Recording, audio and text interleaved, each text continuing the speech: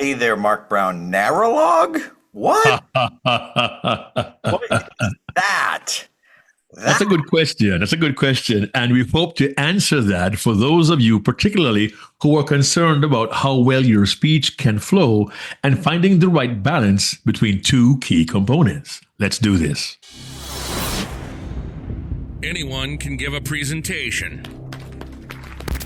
Few deliver unforgettable presentations. What's the difference? You're about to find out. Welcome to the Unforgettable Presentations Podcasts with your hosts, world champion speakers and coaches Mark Brown. Your life tells a story, and there's someone out there who needs to hear it.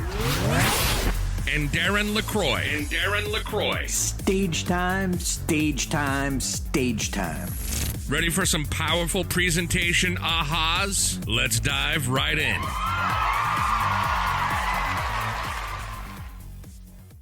All right, Mark. So let's set the tone first. This is a brand new word just coined. So I'm going to see if we can reach out and get a trademark on this. But let's set the tone first. So when I first started working with you, I had the problem that all my stories were told in narration. Right.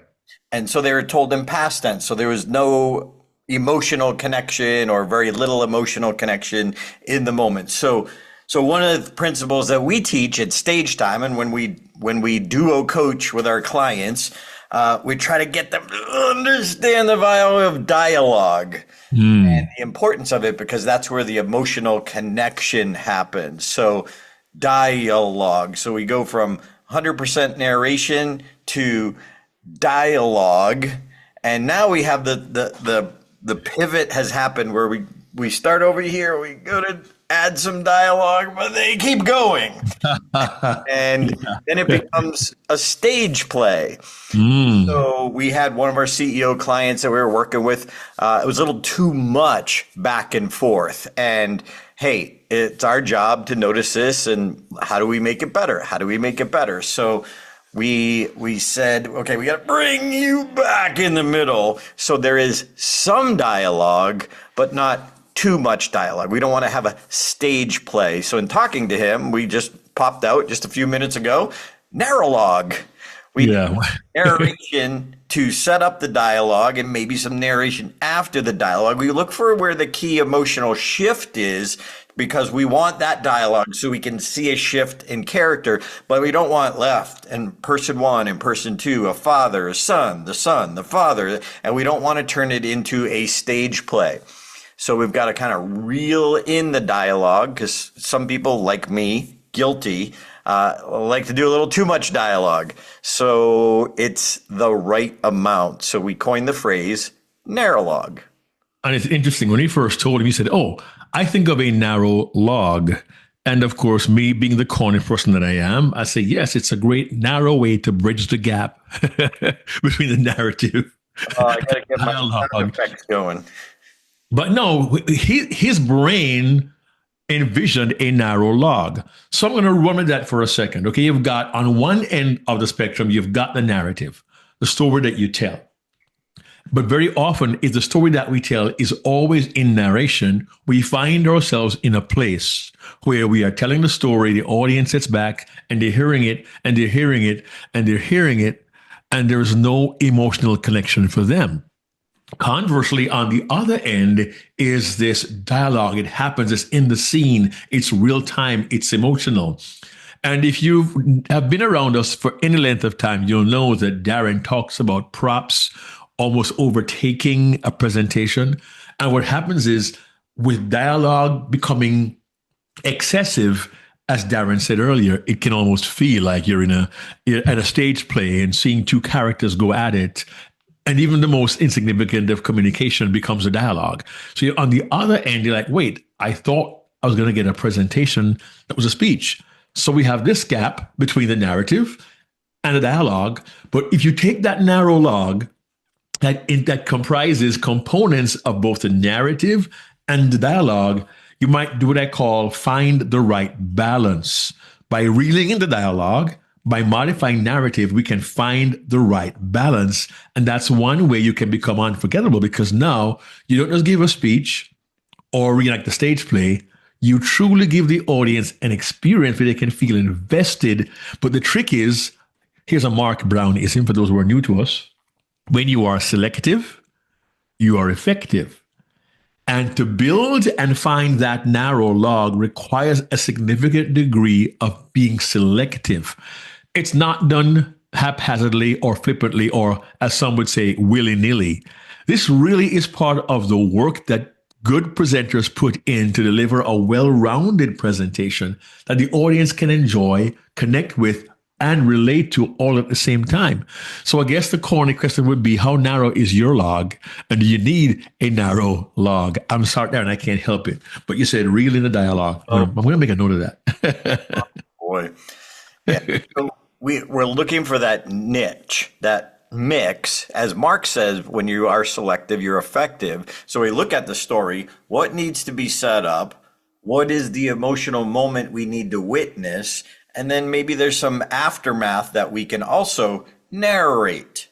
So it is, and we don't want to have some dialogue. So we don't want to narrate, have some dialogue, narrate, have some dialogue, narrate, have some dialogue. We don't want that. We're looking for the key moment where there's maybe, and this is just there's always an exception. We always find somebody who does it beautifully, and it's outside of the suggestion, outside of the thumbnail, the rule, if you will. It is the fact that we want to have 2 or 3 back and forth switches from one character to another, 2 or 3 tops. Again, there could always be an exception to the rule, but let's just say if there's more than 2 or 3, we need to pull it back. If there's just one, and here's the key, you can't just have one person say something. Right, isn't dialogue. Reaction. Now, the other character doesn't have to necessarily say something, but they must react. We just were working with this CEO, and he had a big diagnosis, and then there was no reaction. And then the next day, and it's like, wait, what? So we need that reaction at least. So it might not be dialogue back and forth, but it might be dialogue reaction. Sometimes that's enough. Sometimes we got to go back and forth. Mark, what's your thoughts? Yeah, I agree with that. Excuse me. And I said earlier that it is part of the process whereby really good presenters work at this. And it does require some work. We recommend to our clients, first of all, create a script. Because when you have a script to work with, you can't edit, Darren says, what you don't write down. And we talk about how to create a quick script without having to write for 2 or 3 hours. I don't want to belabor that point. What I do want us to do is to create a script, first of all, and you can simply, narrate into a tool like AudioPen, or use a dictate function in Microsoft Word and just tell the story. You'll get an instant transcript that way. But we recommend you go through your script and look for those key moments where something shifts, something happens, and aha takes place. The voice of wisdom or the guru delivers something meaningful to the hero or the main character. And the guru need not be a human being, but if it is, it's kind of a good idea to have that person actually say the words. It is a key character who may play a small but significant role in the presentation. We want to hear that character speak. You got this word of wisdom. Who said it? Well, it was my grandmother.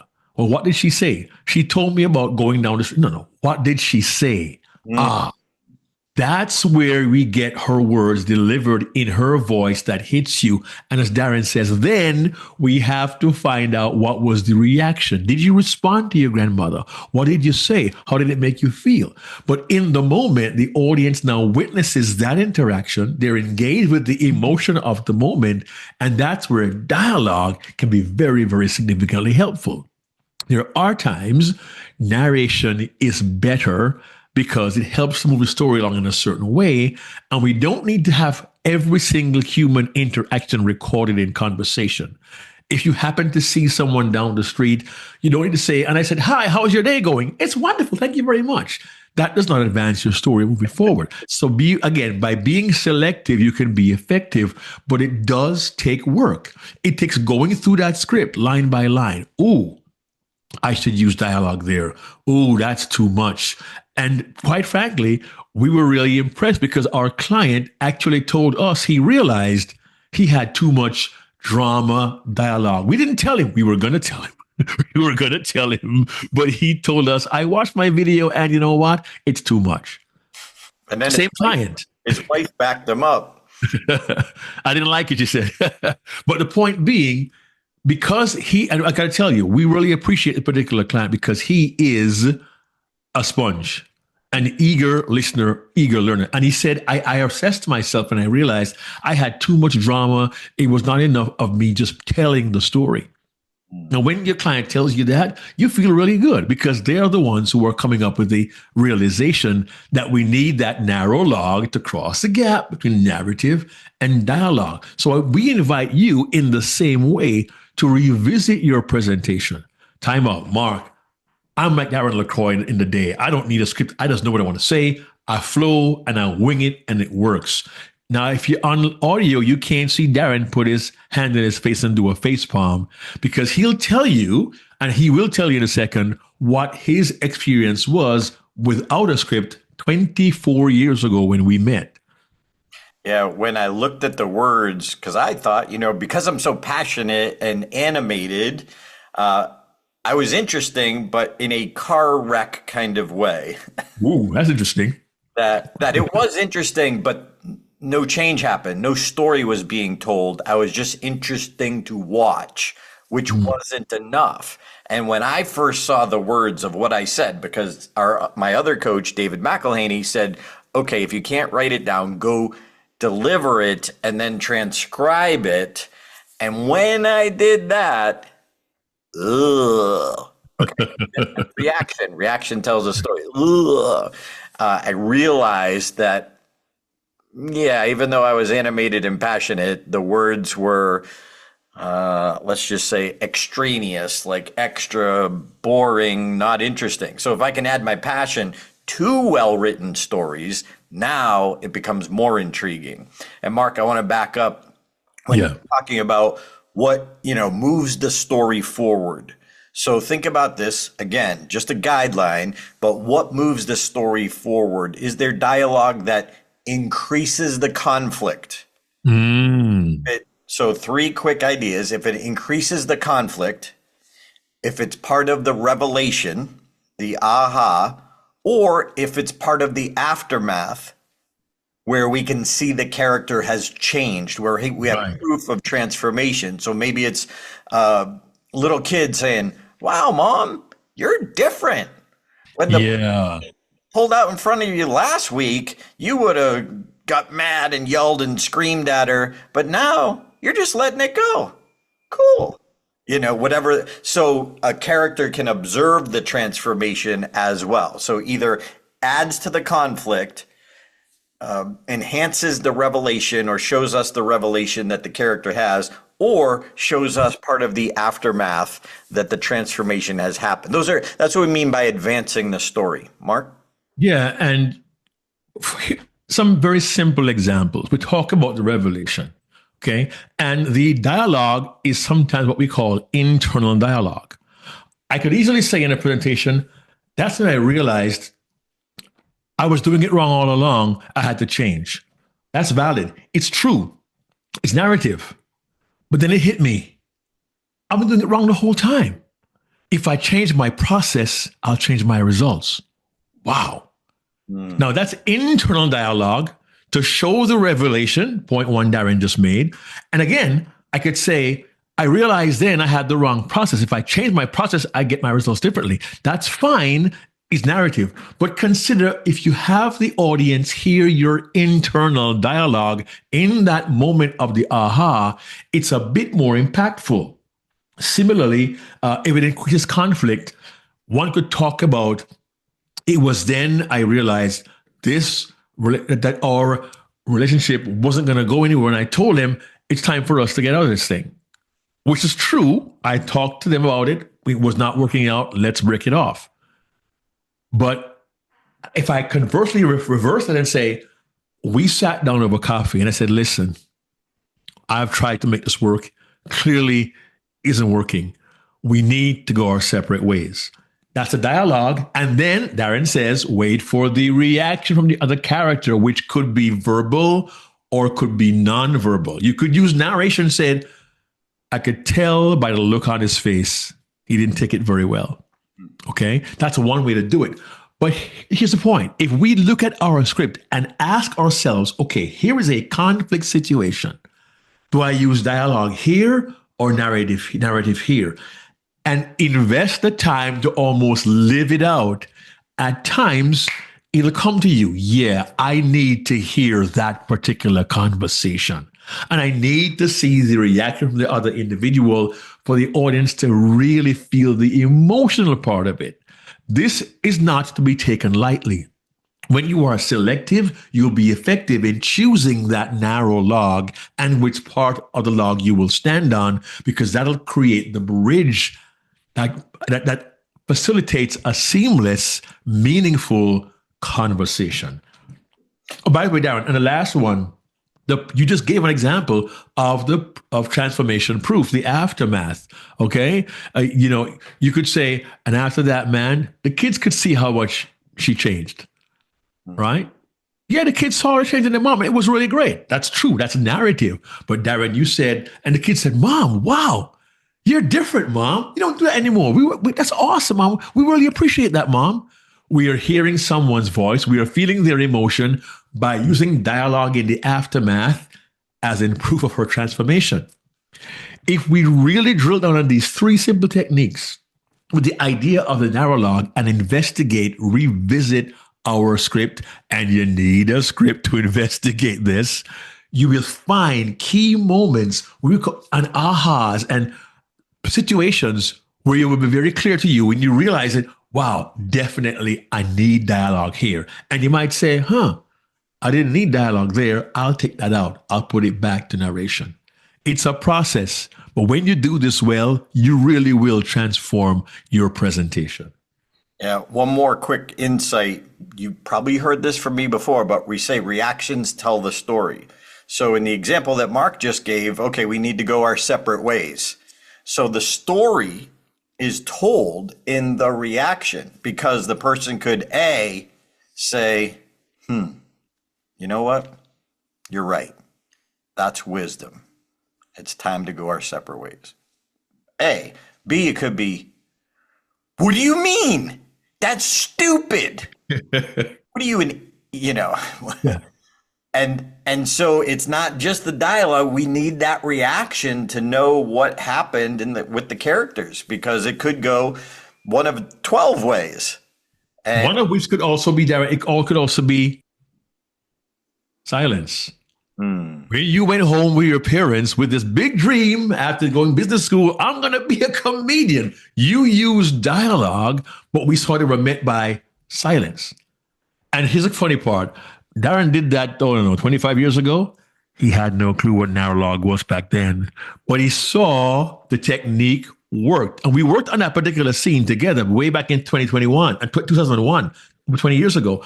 But we could see now, years later, it actually was very effective. But we have to realize, as Darren says, there are different ways a conversation can go, but using narrow-log wisely will create the atmosphere, the experience, and for the audience to get. Darren. So, hey, thanks here for tuning into this podcast. We appreciate it. Best compliment you could give us, pass this episode or one of your favorites on to a friend so it could help. We would appreciate that. We love that. This is a passion of ours. Another idea, join us in Stage Time University and get some direct feedback on your stories, your presentations. I always say, if you want to hit your full potential, you can't do it alone. And I say that because I lived that. Without David McElhaney and Mark Brown, I wouldn't be the speaker I am today. So take this, absorb this, be a sponge. What are we going to talk about next week? I don't know. Idea. See you then.